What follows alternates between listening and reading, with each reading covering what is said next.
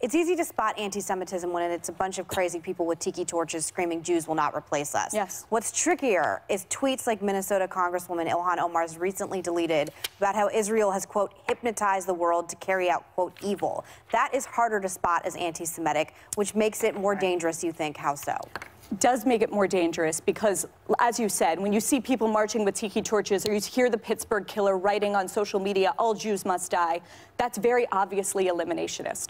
The problem with anti-Semitism from the far left is that it oftentimes is smuggled into the mainstream under the guise of progressive values. So it says about itself, I'm just standing up for the downtrodden Palestinians, which they are.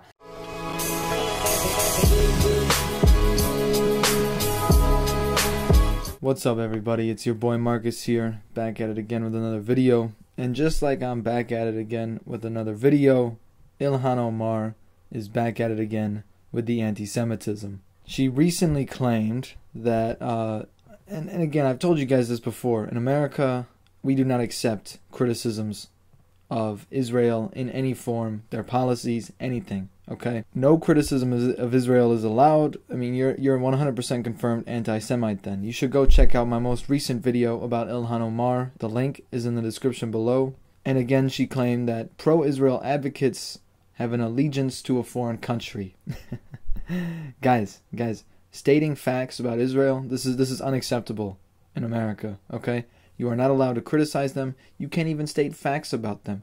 AIPAC, even though they donate to Congress people, you're not allowed to say that AIPAC influences their decisions on Israeli policy, on U.S.-Israeli relations. Guys, this stuff is just not acceptable. So in response to Ilhan Omar's, horrible comments about if you're an Israel supporter, then you support a foreign country, the House Dems are bravely taking a stand against this horrible anti-Semitism, and they will confront Omar publicly and write a resolution. Brave Democrats like Nancy Pelosi, they're really fighting the good fight. Things like Medicare for All, the Green New Deal, these things can take a back seat.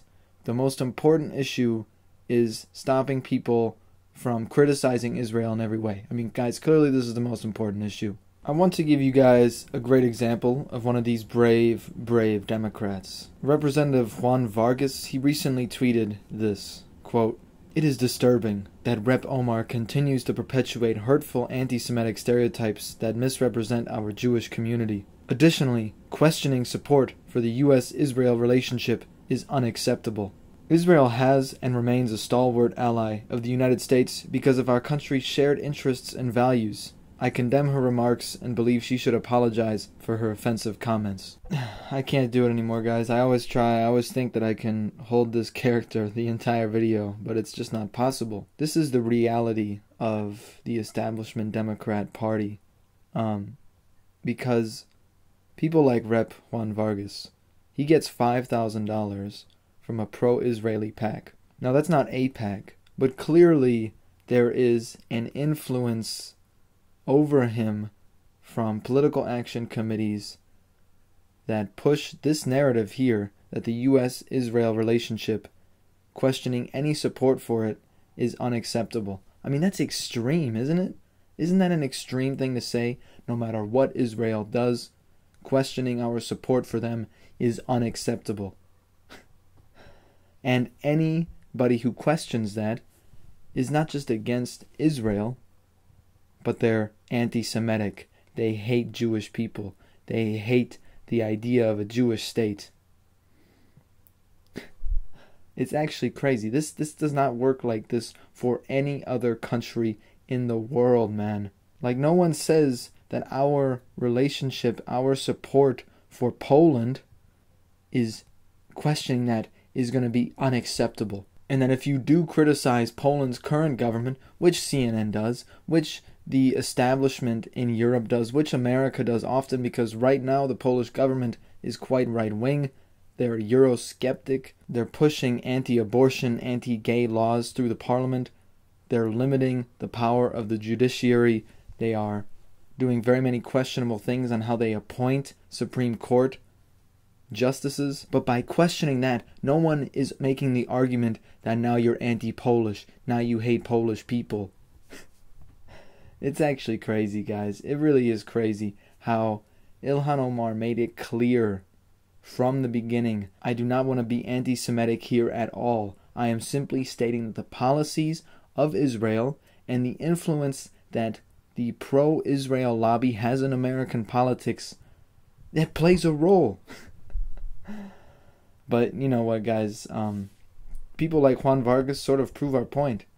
They show that this lobby influences people on both sides of the aisle, and that's why Kamala Harris speaks at the AIPAC convention every year. That's why Hillary Clinton and Barack Obama and Nancy Pelosi all speak at the AIPAC convention, because they've taken hundreds of thousands of dollars from this political action committee, and you're stupid if you think that doesn't influence what policies they push, and now what attacks they make on Ilhan Omar. This money influences our politicians so much. Where does the support end? Where can you begin to question the U.S. support of Israel?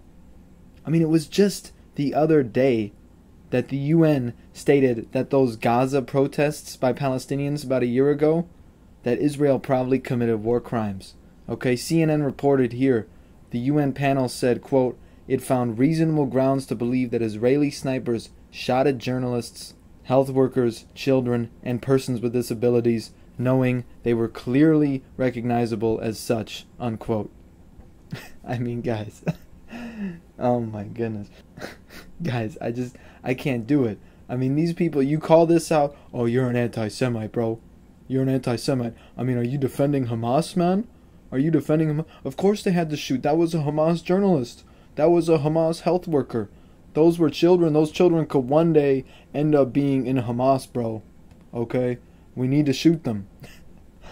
I mean, it's ridiculous. This shows you how money can influence people. Because humans are humans.